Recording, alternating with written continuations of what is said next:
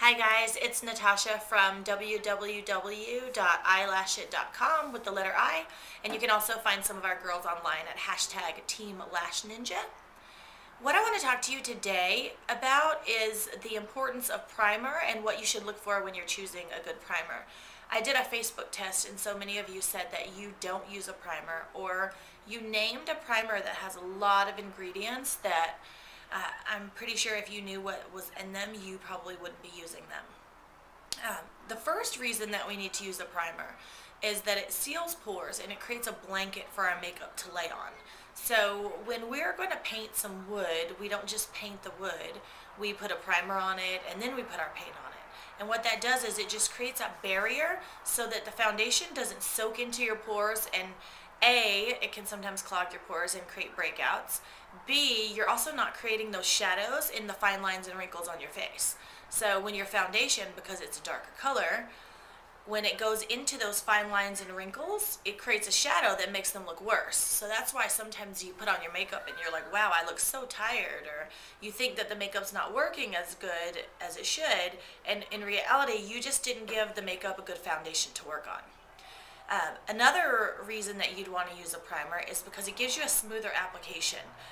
When you put the primer on there, it literally makes your face feel so smooth.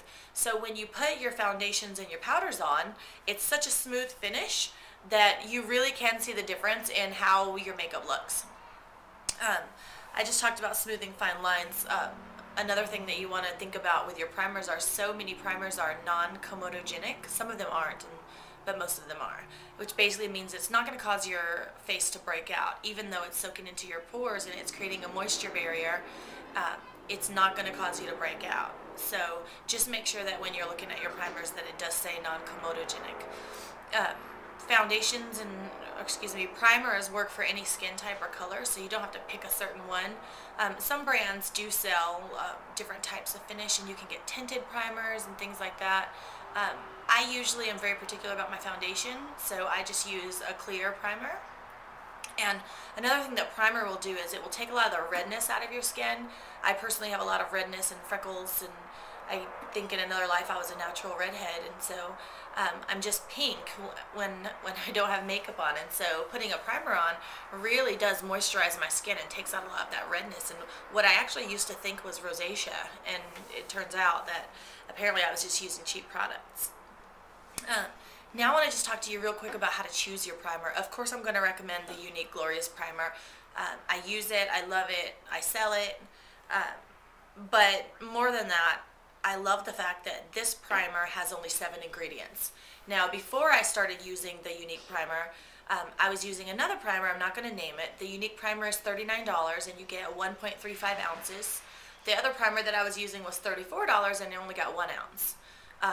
I looked up my other primer last night to see what the ingredients were and how many ingredients, and it was a big department store primer, and it actually had 44 ingredients in it, so 44 versus 7. So you might say, Natasha, who cares? Maybe it's 44 ingredients and they're vitamin A, vitamin B, vitamin C. Well, that wasn't the case. One of the ingredients that was in one of my other primers was called hexylene glycol. And as soon as I Googled that, the first thing it says is that it's not safe to breathe hexylene glycol because it can irritate the nose and throat and cause wheezing. And I'm thinking, why am I putting that on my face? So there's my first kind of concern with that. The second ingredient that I looked at, and honestly I didn't look at all 44, I just grabbed 2 at random, was magnesium myrcete. And magnesium myrcete was approved by the FDA only because it was based on limited data availability.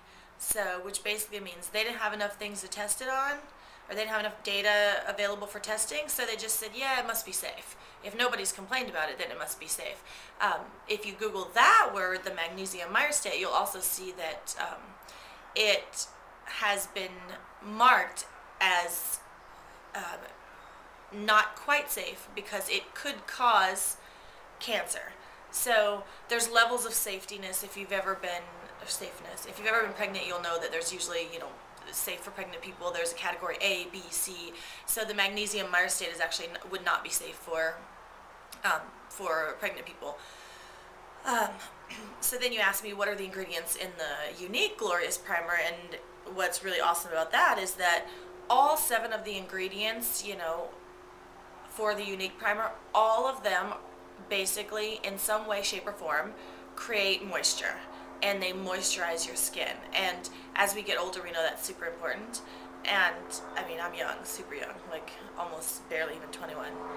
But as we get older, we know that it's really important to moisturize our skin. Um, if any of you want more information about Younique Primer, see your Younique presenter. I'm sure that you have one that you're already working with, or if not, you can definitely find one of us on hashtag Team Lash Ninja, or if you want to directly send me a message and ask me what other primers I had investigated, I would definitely tell you. Another big question that someone wanted to ask me was, why is it that they can go to Walgreens or CVS and get a primer for $5 or $6, and I'm trying to sell them my primer for $39? And I just tell those people that, I would definitely, you're comparing apples to oranges, and they know best what they're worth. So if you're okay with putting something worth $6 on your face and you think it works amazingly and you've investigated the ingredients, then then do that. But when you start doing research and you start looking into what we're doing to our skin and what our environment is doing to our skin, and kind of where we are as a society as far as just accepting what are okay to put on our body and breathe and use, then I think you'll really see that it's more important for you to do your own research, and don't just trust that the FDA wouldn't say it's approved if it's not approved. Obviously it's safe, more ingredients for your money. That definitely doesn't make any sense. We know that's not true when we look at our food. So definitely, if you have any questions for me, you can reach me at lashit3d@gmail.com, or find me on the internet. Talk to you later. Bye.